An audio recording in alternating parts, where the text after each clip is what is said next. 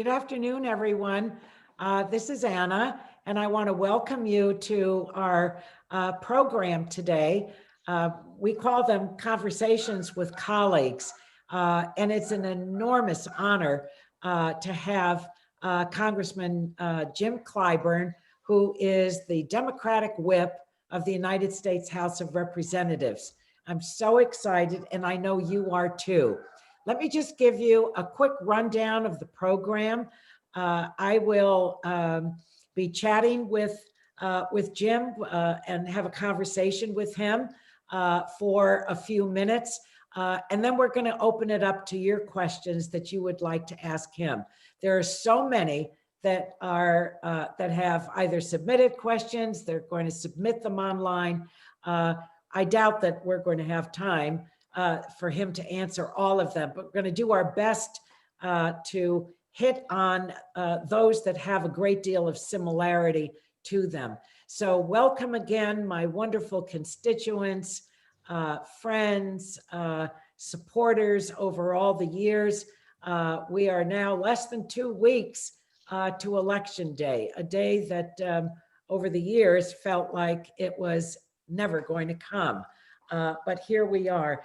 So I want to welcome my classmate, one of the most beautiful human beings I know, the third in the Democratic leadership in the House, Speaker Pelosi, then the Majority Leader, Steny Hoyer, and then Representative Clyburn, the Whip.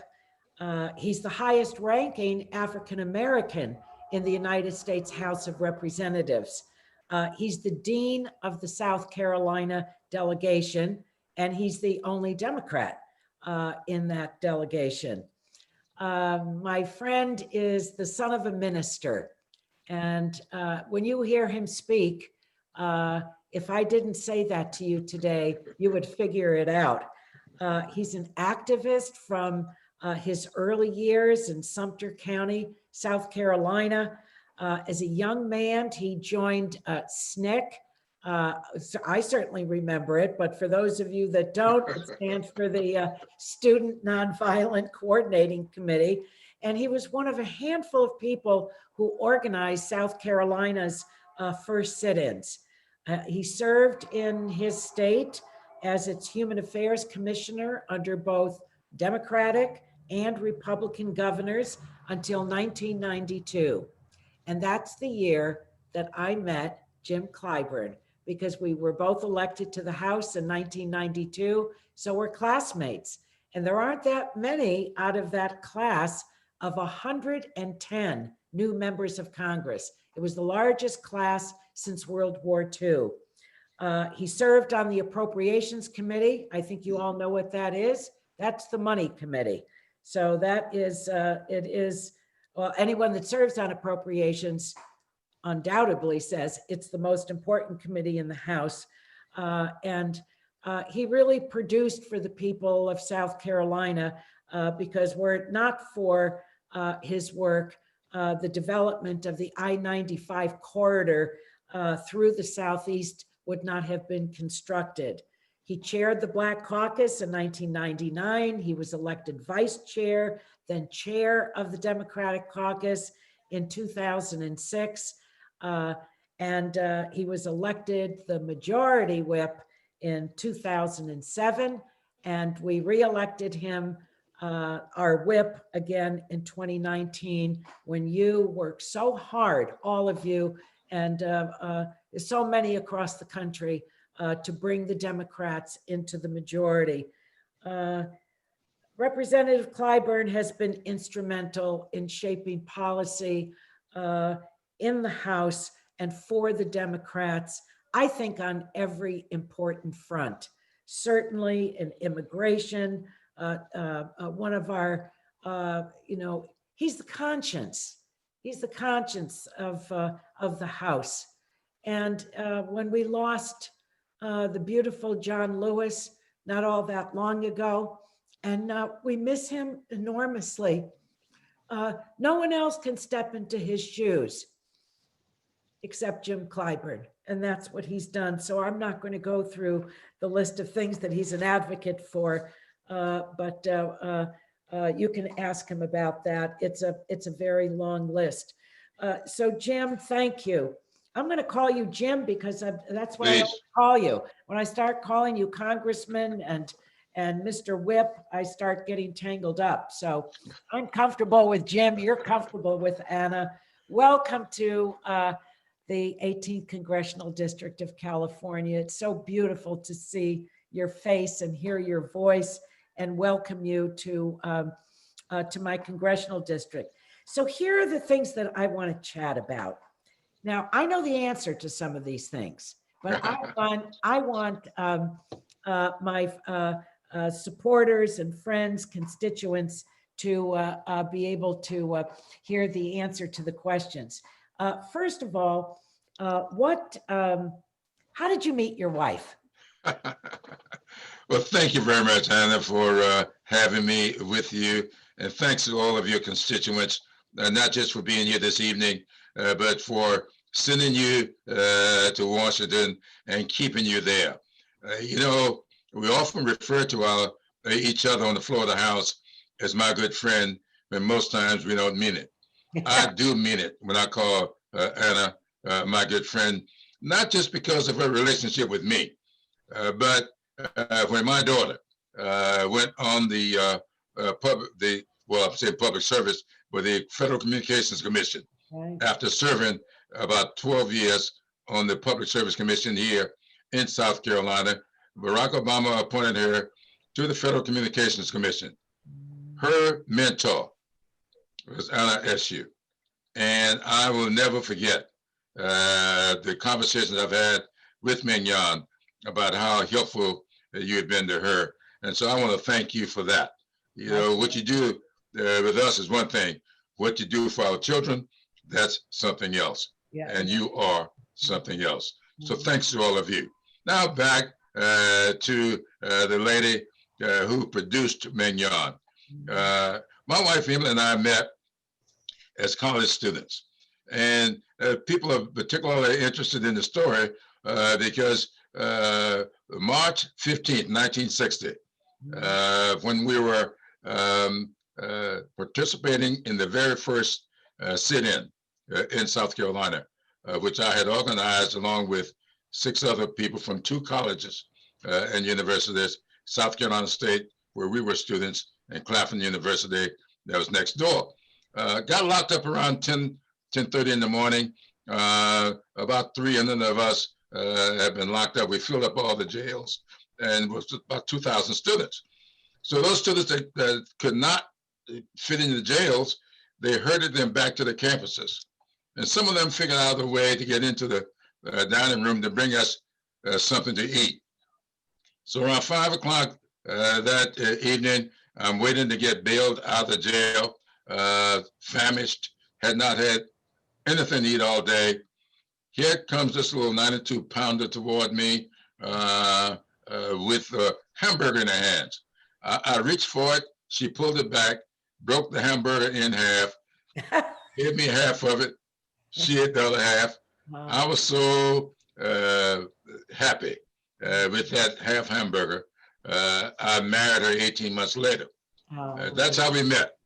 Now, there's a sequel to that I'm not too sure you know, Anna. When we were celebrating our 10th wedding anniversary, we went down to Charleston along with some of those jailbirds from South Carolina State, and with whom we not just shared then, but we shared Christmas together right up until last year. Isn't that something? We were celebrating the 10th wedding anniversary. We had gone out to dinner. We came back to our house, and we were sitting around talking. All the ladies were in one part of the house, and the guys were in another part. And I started exclaiming how lucky we were having chosen the spouses that we had chosen. And I'm just waxing eloquently, as you can imagine. We didn't just have dinner, we had drinks afterwards. And so I was a little bit lucid. But I noticed the guys weren't saying anything. And I felt something. I looked up and there was Emily standing in the door. And then she looked at me and says, "That's what you think." And I said, "What do you mean what I think? That is how we met." And then she told me the rest of the story. It seemed as if one day she and her roommate were standing in the window of their dormitory, and I was walking across the campus with a young lady I was dating at the time, and she told her roommate, "They do not make a good couple. Look at that. He is going to be my husband." Oh. And she laid out a plan. So I found out on our 10th anniversary that she had been stalking me for weeks, and I never knew it. You're So right. that- I didn't know that story, that part of the story, but it's beautiful. And how many Right. years were you married? Emily went to heaven, earlier this year, right, Jim? Last year, How on many the years night, were you married? yeah, we just celebrated and commemorated the 1 year anniversary last month. She lost a 30-year battle with diabetes, Yes. but we stayed married for 58 years. Isn't that, what a blessing? What a blessing. Thank you. So, Jim, as I remember things from earlier this year, which almost seemed like a decade ago now, Joe Biden was in the primary. There were several candidates. He hadn't done very well. I don't think he had won a state. No, And yeah. then he was on his way to South Carolina. What happened when he came to South Carolina? Well, Emily and I had talked about Joe. We know what happened, excuse me. We know what happened in the state. Right. But I want everyone to hear your story about you, Joe, and then what happened in the state and what happened subsequent to that. Well, I've known Joe for a long time. As some of you may know, Brown v. Board of Education, that 1954 Supreme Court decision that brought an end to segregation officially. That decision came about as a result of 5 different cases. The Brown case was coming out of Kansas City, but there was a Briggs v. Elliott out of South Carolina, the Davis case out of Virginia, Bolton case out of Washington, D.C., but then there was Belton v. Gephardt out of Delaware. And so Joe and I met long before I got to Congress. And we used to talk a lot about all of the machinations leading up to that decision and things that followed it. And my late wife just fell in love with Joe. And I just knew him real well. So when he decided to run, I pledged my support to him and was just waiting for him to start winning. Well, Iowa came and we're waiting. it didn't happen in It Iowa. didn't happen. It just It wasn't. didn't happen in New Hampshire. No, It did not happen in Nevada. no. And there he is on his way to South Carolina. And then Cedric Richmond, as you know, had gone over to be a co-chair of the campaign. Bennett Thompson was supporting them, Marsha Fudge, and they came to me. And they says, "Man, you got to bail us out of this. If he doesn't win in South Carolina, it's all over." It's over. So I met with them just before we left to go home, which was the weekend before the South Carolina primary. And then that Sunday night, I sat down with Joe and told him what I was going to do. But I said to him at that time, we got to do this in such a way that you don't just win South Carolina, because I think you're going to win South Carolina, but it can't be 3 or 4 points. We got to create a surge. And here's what happened. After going to the funeral of my longtime CPA, a lady was sitting in that church I had never met.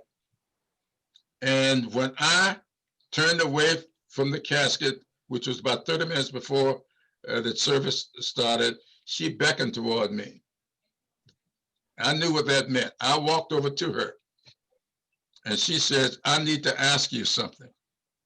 And if you don't want anybody to hear the answer, lean down and whisper it in my ear. And so I said, yes, ma'am. She says, who are you voting for in this primary? And so I leaned down and told her I'm voting for Joe Biden. And she tilted back and she looked at me and there was this look on her face that I can't explain.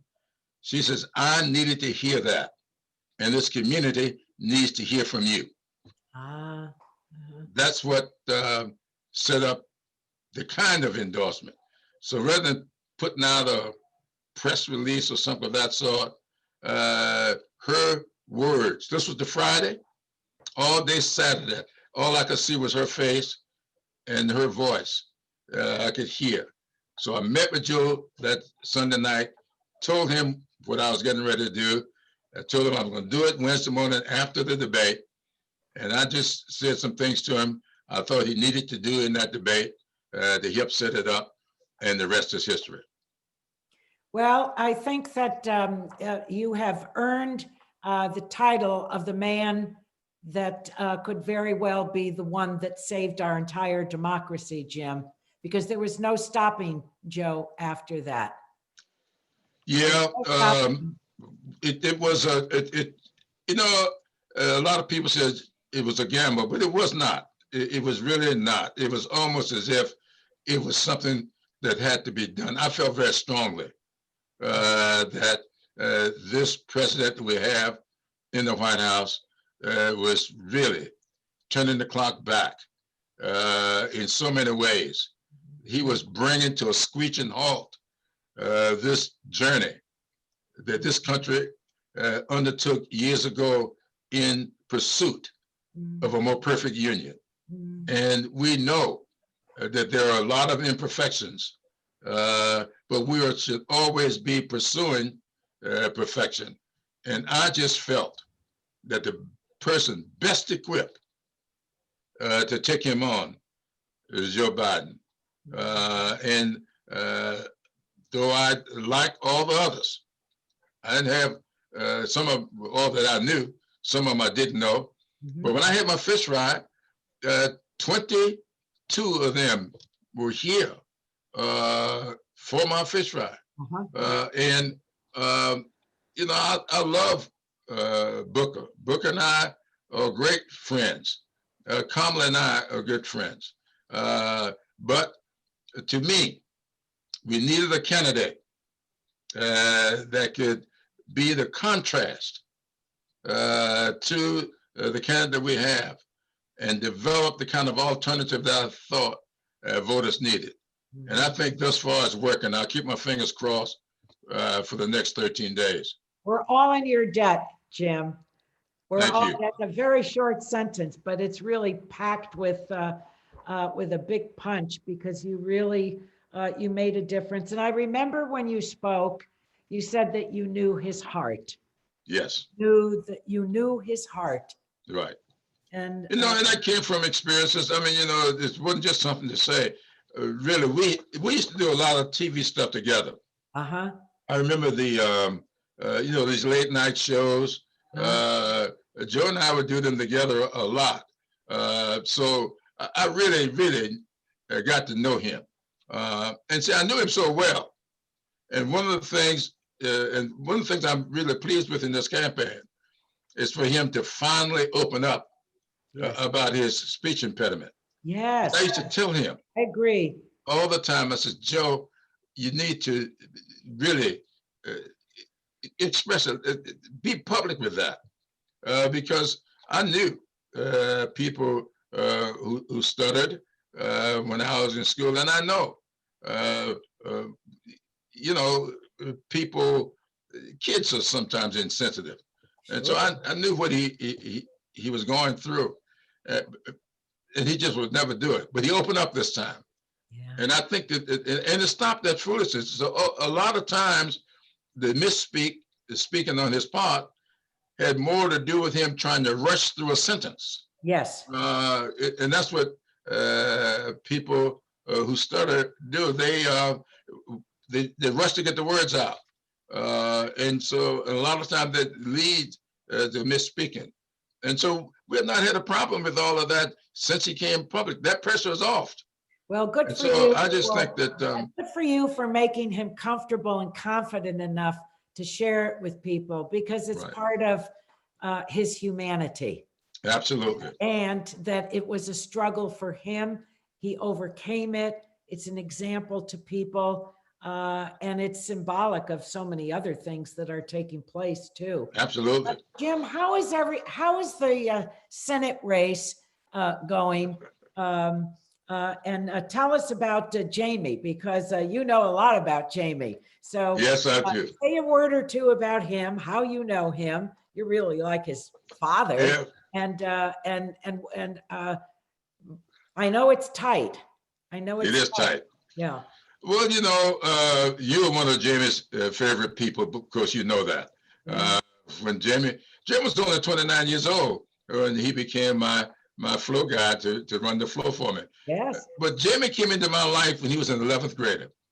Wow. He called my office, his congressman, and informed the office that he had just been elected president of his honor society. And he wanted his congressman to come to his high school to swear him in. Isn't that something? He was bold enough to do that, and I was crazy enough to go do it. Do you So think I went to his high school. Yeah. He's And I swore him in as Yeah. president of his honor society. But I knew that I was meeting somebody special. And I said to him on that day, I said, if you ever, I asked him what he was planning to do, and he told me these plans he had. Jamie, as many of you know, was born to a 16-year-old who dropped out of school to give birth to him. And he was being raised by his grandparents. And when he told me his ideas, I didn't know whether or not he could ever fulfill those dreams and aspirations, but I told him I would help. And I offered him an internship, and he took it. And he got a scholarship to Yale. And he came back to that same high school to teach. And then I invited him to come to Washington and be a part of my staff there. And he then went to Georgetown Law School. And when I became chair of the caucus, I named him to be executive director. And then when you all elected me whip, I named him the floor leader. And the rest is history. Right. When he wanted to come back home, I suggested that he run for chair of the South Carolina party. We had never had an African-American in that position before. He ran, got elected unanimously, served for 4 years. Amongst Democrats, unanimously. That's really something. That's quite true. That's quite true. But, he formed a foundation for that party. He created a fellowship, started bringing young people into the party, black, white, brown. And what that did, Anna, it allowed young people to work together before a campaign. It's one thing to get thrown into a campaign together. But when you're working, learning the state, they spend 1 year in this fellowship. And in that fellowship, they would meet regularly, and every quarter they would meet here in Columbia or up in Greenville or down in Charleston, just learning the state, learning the history of politics in the state. And these people just bonded. Isn't that great? And people are wondering why he was able to do what he's doing. He laid a tremendous foundation. So for 4 years, he did that. And then he came to me and says, this fellowship that I want to create, I want to name it in your honor. And I'm sitting there all proud. I said, thank you, Jamie. That's a very good gesture on your part. He said, well, I need $50,000 to get it started. Well, there's always some price tags to things. That's a great story. He has a wonderful campaign ad running here in the Bay Area. So he has generated a great deal of support Yeah, here in California, in the Bay Area, and sure. many donors. He wouldn't be running those ads if they weren't raising money for him. And Oh, he it's, has broken all records. I don't know if you saw the report or oh, I not. saw it. I Yeah, saw it. he's made, He yeah, could very well be the next United States Senator, and imagine to defeat Lindsey Graham. boy, Wouldn't that be a grace? Wouldn't I'll be ready to retire I'm telling you, and I go don't, work for him. we're not going to stop celebrating. We're not going to stop Absolutely. celebrating. Jim, I have more that I want to talk to you about, but I want to get to questions that people are asking of you. So here we go. Here we go. Um, well, we just touched on how things are in your home state. And Jamie, you think he's going to win? I think so. Yeah, I really think so. It's going to be tough. It's all about turnout. it's about If turnout. we Yeah. did not have the limitations on the kind of ground operation that Jamie knows how to do, Mhm. because he did it for 4 years, then I would feel a little more confident. It's going to be challenging because of COVID-19. You know, he has a young family, and his wife is always concerned about how much contact he's got outside the home, what he may be bringing home to his two young boys. Yeah. And so he's limited a bit. But we campaigned together last Saturday, socially distancing, and had a big outdoor event. Everybody stayed in their automobiles. But, you know, that's as good as we can do. It would be much better if we could knock on doors and get the people out there. If we Well, were none of doing us can that, do it. None of us I would can say do it. we got this done. Right. But it's going to be challenging. But he's got a chance to do I it. think he has Lindsay on the run. I think. Oh, he does have that. Now that's a definite. Yeah. In fact, Mitch McConnell sent $14 million in here last week. Wow. Yeah. But Jamie has money though. He's doing great. Yeah. There are so many people, so many constituents, Jim, that ask me about this, and I'm sure yours do too. The country has been torn asunder, and people are asking what you think about how we can really bring the nation together and lessen the divide, help to heal the country. There are a lot of people have asked questions that essentially are wrapped around what I just said. Well, you know, that's the reason I was so much for Joe, because his life experiences, the challenges that he's had to overcome, his ability to empathize, the compassion that he has. I just felt that the person who could really go about the business of healing this great country was Joe Biden. Now, he keeps talking about this campaign being a fight for the soul of America. I think it's all about the goodness of America. And I use that word simply because, you know, I've studied Alexis de Tocqueville. Yes. And de Tocqueville, in writing about this country's greatness, is given credit for having said something that I cannot find in his writings. I've looked for it, and I can't find it. But I've heard people say that de Tocqueville said that America is great because its people are good. And if the people of America ever cease to be good, America will cease to be great. Now, I don't know if he said that, but I know this. I believe that.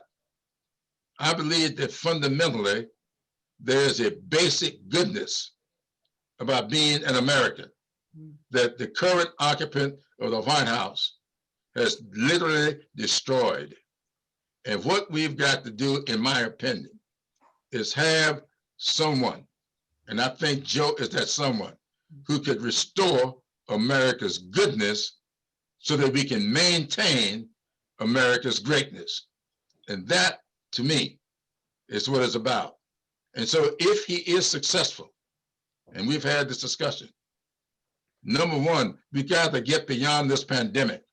Yes. And we aren't going to do that unless we really go about the business of having a national plan and develop a national strategy that will have testing and wearing face masks, having the tracing that needs to take place, the isolating that needs to take place, and the treatment, and be sure that we do it in a way that is efficient, effective, and equitable. That is what this has got to be about. So it cannot just be getting a vaccine. The vaccines, and we'll have more than one. We got about 5 companies that are moving into various stages. I think 2 or 3 of them are in the 3rd stages of developing a vaccine. Right. And whatever that vaccine, those vaccines, we've got to make sure that they get out to people in a efficient, effective, and equitable manner. See, I remember the polio vaccine. So do I. Okay. Well, now you remember there were 2. There were 2. Right. One was the Salk vaccine. Yeah. And then there was the Sabin vaccine. Right. The Salk vaccine was a shot in their arm. Right. The Sabin vaccine was a drop of serum on a lump of sugar. Mm-hmm. Now you can, so you know what was preferred. Oh, everybody preferred to have the lump of sugar. Sure. However, in my part of the country, I can tell you who got the shot in the arm. I still got the scar. Yeah. And who got the serum on a lump of sugar. So it can't not just be a vaccine. We got to make sure that equity is in all of this. And that's what is so challenging. And that's what I had a long talk with Nancy Pelosi on yesterday. That's what I love about what she's doing. Nancy is not losing focus on what we got to do. It can't just be a top line number. Mm-hmm. As I told a reporter earlier today, the devil lurks in the details. It's always there. So the question is, if they're coming up with 1.8 trillion and we got 2, tell us how you spending that 1.8. Mm-hmm. And let me give you a good example. There's a part of this, of the CARES Act that is called the Main Street project. $600 billion sitting there. Over 99% of that is still sitting there. Still there. Mm-hmm. And the reason it's still sitting there is because when we passed the law, sent it over to Treasury, they decided that you had to borrow that money. The smallest amount you could borrow is $250,000. So why would a small restaurant owner that wants to build an outdoor patio so they can stay open and have outdoor dining, they don't need but $35,000, $40,000, maybe $50,000 to build a patio. Mm-hmm. But you say to them, you got to borrow at least $250,000 and you got to pay it back. That's why the money is still sitting there. Mm-hmm. That means, it sounds strange, over 99% of that money has not been spent because they've got that stipulation that you can't get anything unless you get at least $250,000 that you got to pay back. That tells you where their mindset is. They aren't thinking about small business people. No. No. So that's and that's and I've had these conversations. So I'm supporting her big time because she's doing it right. Well, I think that you always work and strengthen her hand, Jim, and everyone that's with us today. I think that they know that too. But it's important for them to meet you, to hear you, and for them to know what a source of strength you are, and a calming sense of strength to our entire caucus. There are a lot of times, my friends, that when the caucus gathers, you have over 200 human beings. Everybody thinks their idea is the best one. They start elbowing each other. It's not so much tempers flaring, but of a lot of emotion in the room. And then when Jim Clyburn goes to the microphone, he pauses, the room gets quiet. And then I always think it is some preaching. because he weaves into his words of wisdom uh, all the grace that you see that's in him. And Thank you. so he's an anchor for us, an Thank you. anchor. And that's why I say he's our conscience. Tell us something uh, uh, about voter suppression, Jim. It's on the minds of every single one of my constituents. They ask about it constantly. What can we do? Um, give us give us an overview of what's going on, how you see it, and then what we're going to do. Obviously, we're going to pass the Voting Rights Act. Yes. We're going to restore it. We're going to Yes. restore it. But what do you see going on right now on the ground? Well, HR 4, the Voting Rights Act that we sent to the Senate, and of course, after John Lewis's death, we unanimously passed the amendment to that to name it in honor of John Lewis. And I think that long term, that's what we got to do. Now, I did a podcast today with Spencer Overton, who runs the Joint Center for Political and Economic Studies. We're taking another look at HR 4 to see whether or not we don't need to do something else to it, because we do. Because this voter suppression stuff, none of us had this kind of stuff on our minds when we were putting together that bill. And so what we see the president doing with the post office, just as an example, we don't cover anything like that in this bill, because nobody ever thought that anybody would do something like this. They'll try to destroy the U.S. postal system. Yes. And so we're going to take a look at that bill to see what we need to do. Of course, that's long term. In the short term, what we've got to do is really work on a massive turnout. That's right. It's not much we can do otherwise.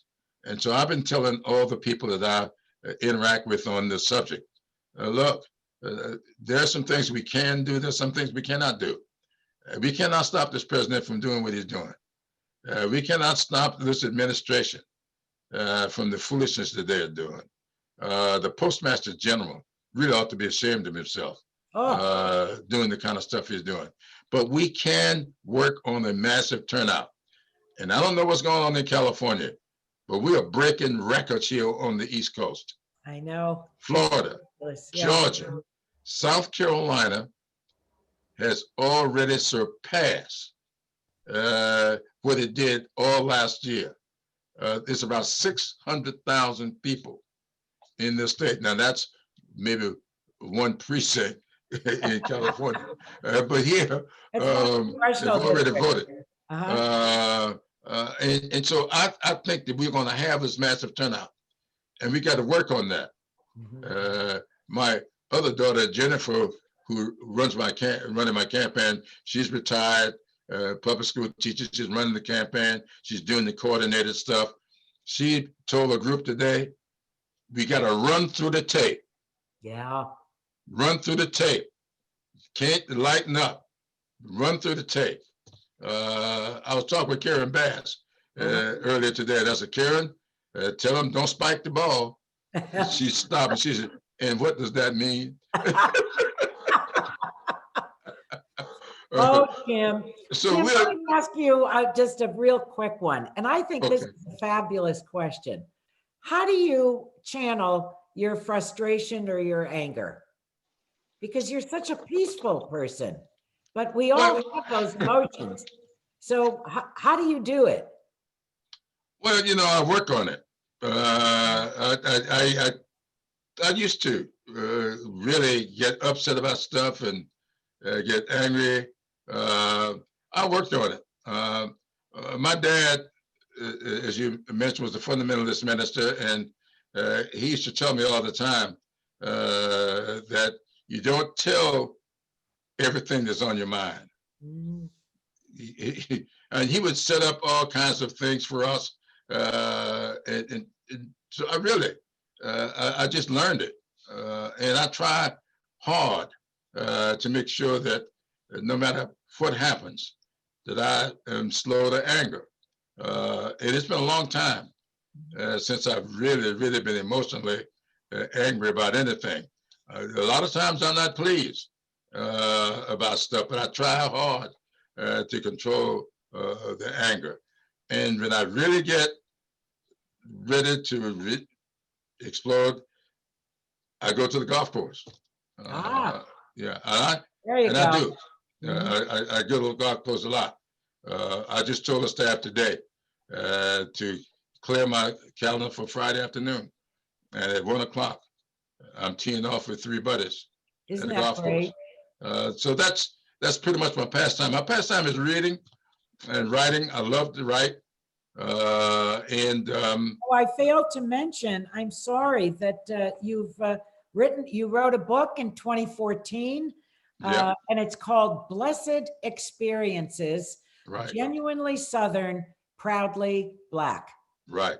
It's beautiful. And I might say, so you know, the readers of Amazon give it 5 stars. Isn't that So, great? so Bravo. Bravo.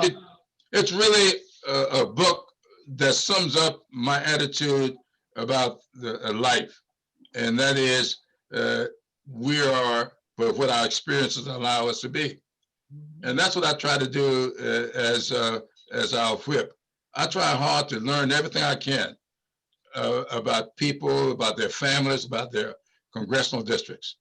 Every one of the new members that I've been working with now, I've got right here on my desk stuff about their congressional districts. And I try to learn about their families.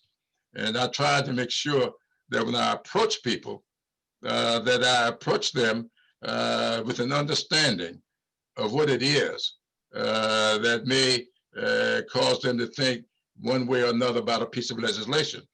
And I've said to members, you remember John Spratt was somebody we loved. Oh, yes. And I used to go to John Spratt a lot because John would be voting. And I said, John, I don't think you ought to vote with us. And I'll never forget, John's whole thing was, no, I know it may hurt me at home, but this is the right thing to do.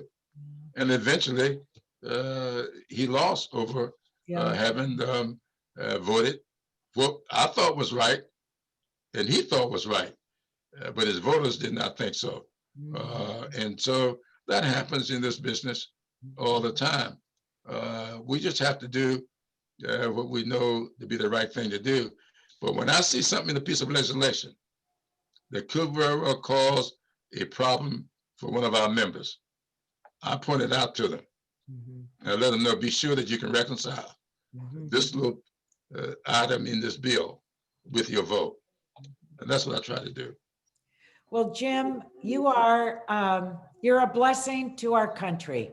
Thank you. You're a blessing to our country every single day. Your leadership is being felt and appreciated across the country, and I dare say it will be felt around the world for what you did for Joe Biden, who I believe is going to be the next president of the United States. You really are a blessing to our country. You're a blessing to me as my friend and my colleague, and you've blessed my congressional district by gracing it with your presence today. And we all thank you. We all thank you. And I can't wait to see you when you return, and we're all jubilant over. Thank you. I'm so looking forward to it. Yeah. Thank you so much. And thanks to all your constituents. Love you. Thank you so much. Thank you. God bless you. Stay healthy. Okay, dear. You do the same. Absolutely. You can count on it. Thank you. Count on it. Okay, everyone. Oh, that was so wonderful. Isn't he exceptional? Isn't he exceptional?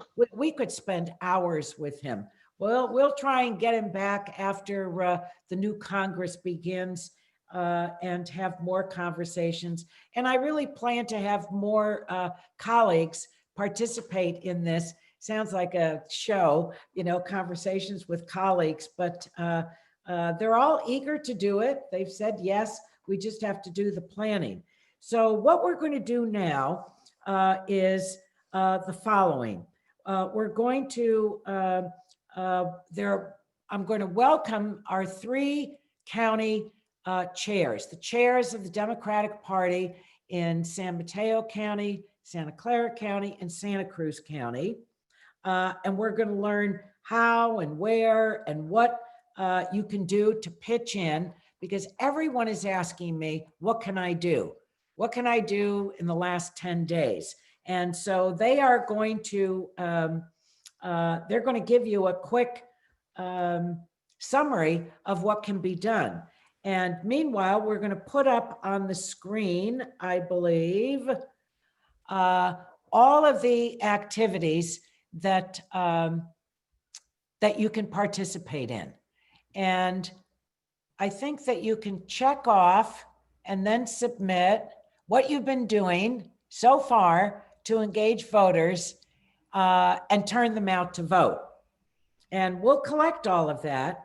And, you know, these are all of the important items. There's phone banking that's taking place. You can do that from home. Send text messages. You can do that from home. Write postcards. You can do that from home. Dropping literature. You can take a walk with your mask on and drop literature. You can post messages and you can tweet. So let's see who's saying what there. And I don't know, is it time for me, Lawrence, to call on our county chairs? Lawrence is not on. Well, the poll shows that everybody is doing everything. So isn't that great? Isn't that great? All they need to do is more. And let's bring our chairs on. Okay. First, we'll go to Bill James. Bill, welcome. Thank you, Anna. Thank you for chairing the party in Santa Clara County. I know very well what a tough job it is and what it entails, because I chaired the Democratic Party in San Mateo County many, many moons ago. So I appreciate it when you share that. I appreciate it when you share that with activists, Anna, because I always tell people, you better be nice to me and do what I say, because I might be a member of Congress someday and then we'll really be in trouble. Oh, little did I dream of that, I'll tell you. But it was an experience worth having. Well, thank you so much for having us onto this program. I would just find it so inspiring to hear you in conversation with Representative Clyburn, and somebody I hope who has to spin recordings on these things so that you can give them to the Smithsonian or the librarian of the House or something when you're done. But our party is doing very similar actions, coordinating with Rudy and others, in fact, for this final push. And for us, if you go to our page, sccdp.org/action, it's my son Jacob, you go to sccdp.org/action and you'll see some opportunities there. The very first one is really our big Get Out the Vote push, which is extra shifts this weekend, and then just basically continuously starting on October 31st and through Election Day. So thank you for the opportunity to make that plug and for inviting us to this great program. Thank you, Bill. And I just want to add something, and that is, I was on the phone last night with an army of young college volunteers that Bill has been mentoring. And they were, I mean, it was so exciting, so exciting.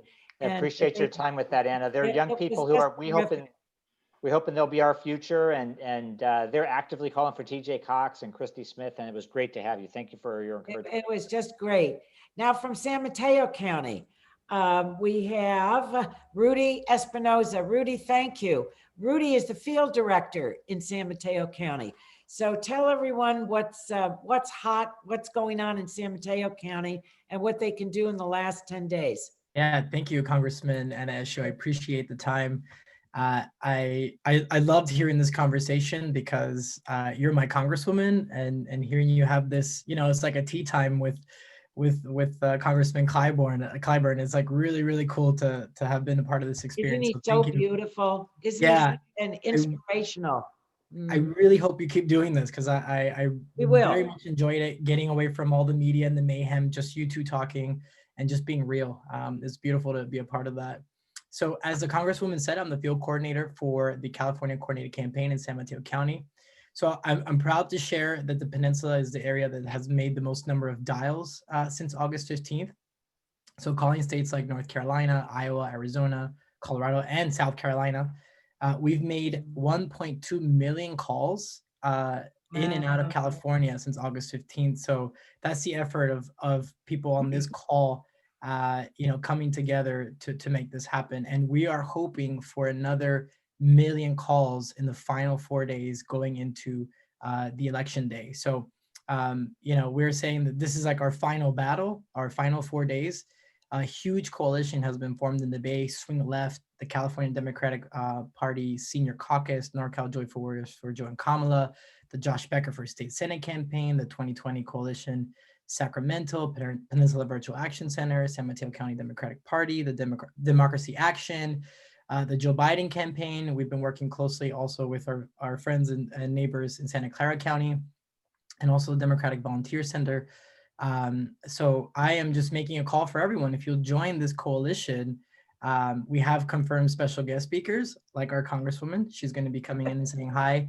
Congresswoman Jackie Spear, Controller Betty Yee, Senator Scott Wiener, Moms and Men Action founder Shannon Watts, gun violence survivor and advocate Yvonne Murray, Congressman TJ Cox, Dan Pfeiffer, Congressman Eric Swalwell, and a few more that are coming. So if you look at the link under Peninsula, we're going to be calling North Carolina, South Carolina, Iowa, Texas, Pennsylvania, Ohio, Arizona, and Alaska as our final shift on the last day, on election day. So we're asking you, please share this information and to become a part of it. So thank you. Thank you, Rudy, for everything that you're doing. It's just great to see you. And I thank you from the bottom of my heart for the work that you're doing. It's extraordinary. It's jaw-dropping. It's jaw-dropping. I think you're breaking all records. So far, we're #1 in the state, so we're doing really well. I'm so proud.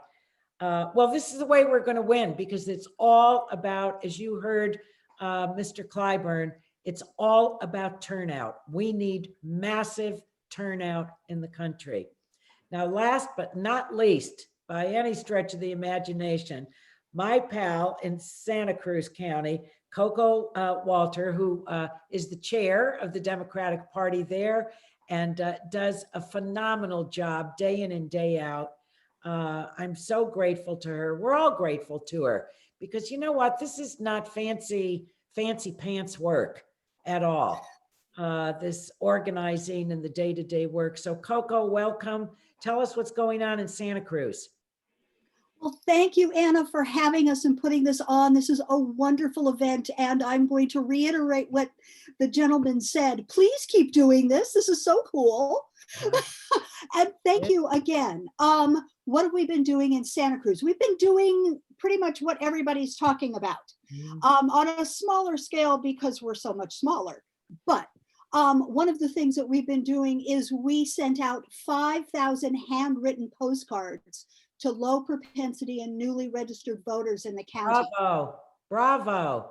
And actually some of our members have their kids have received them. So it's on our website. And so cool. And one of the comments was that their kid couldn't read cursive.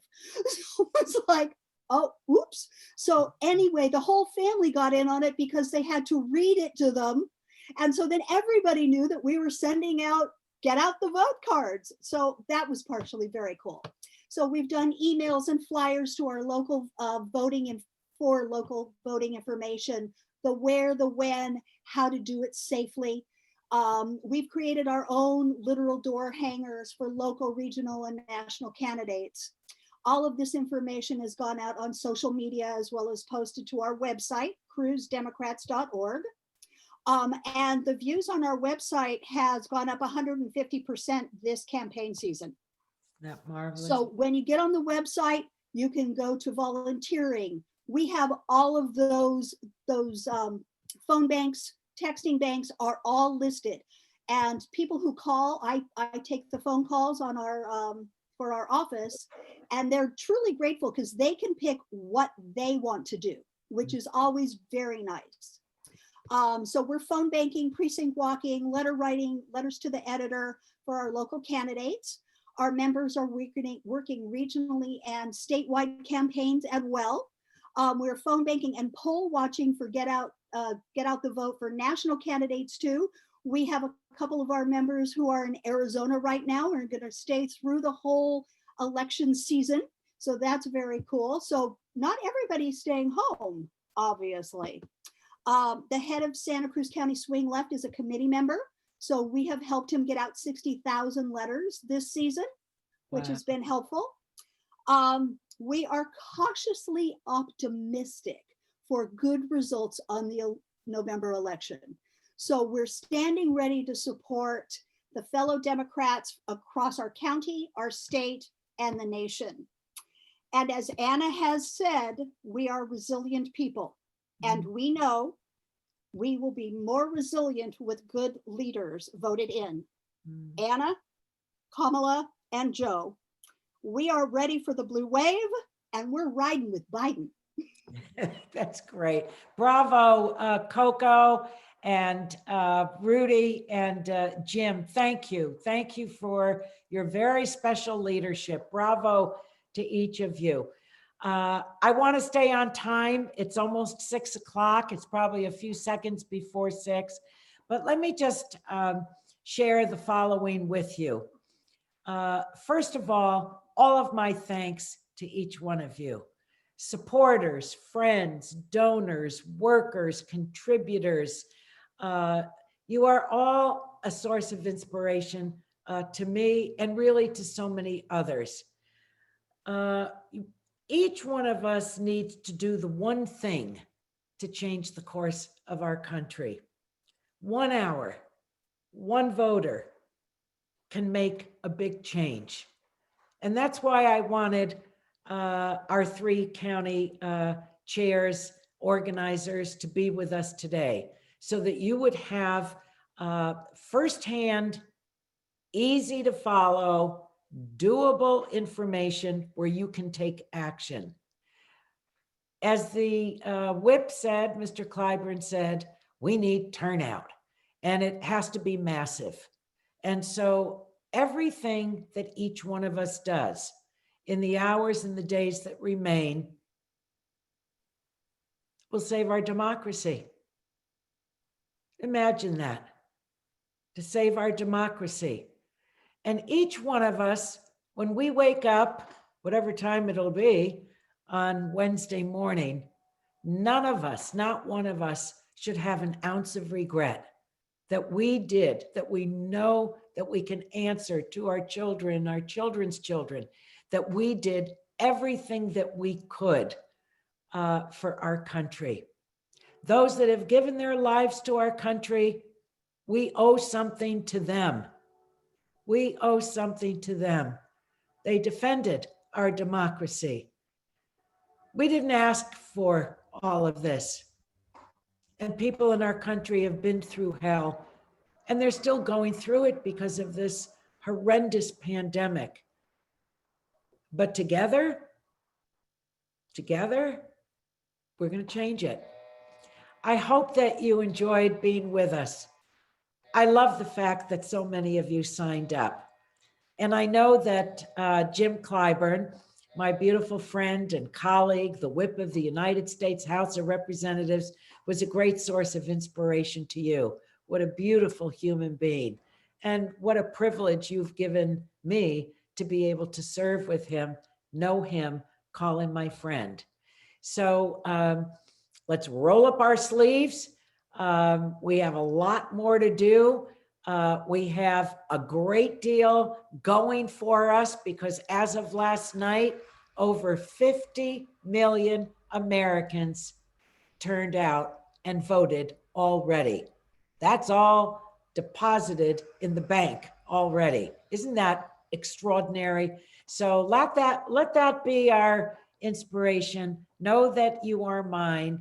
Thank you for everything that you've done on my behalf, not only this year and last year, but over all of the years. You have sustained me, you've loved me well, and it's such an honor to represent you. So thank you, everybody. God bless you. God bless this beautiful country of ours. And get out there and do the work. bravo to you all and thank you. Bye-bye. And stay healthy.